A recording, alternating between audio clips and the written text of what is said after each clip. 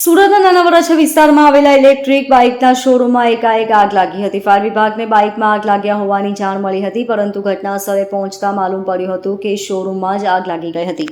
શરૂઆતમાં માત્ર 2 ગાડી પહોંચી હતી અને ત્યારબાદ ફાયર સ્ટેશનની ગાડીઓ પણ બોલાવવામાં આવી હતી, જેમાં ભારે જહેમત બાદ ફાયર વિભાગને આગને કાબૂમાં કરવામાં સફળતા મળી હતી. આ ઘટનામાં સદનસીબે કોઈ જાનહાનિ થઈ નથી.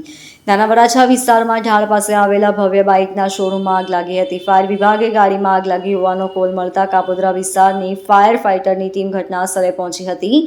આખું શોરૂમ આગની લપેટમાં આવી ગયેલું જોવા મળતા જ અન્ય ફાયર સ્ટેશનની ગાડીઓને પણ બોલાવવામાં આવી હતી.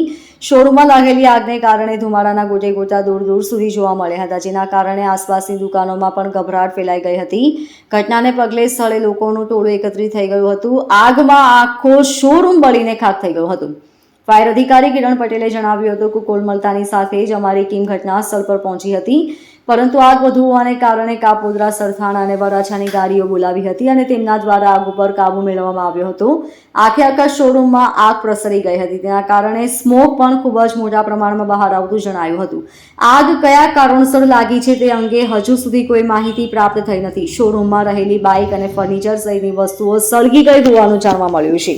Bureau report, LK star news, Surat.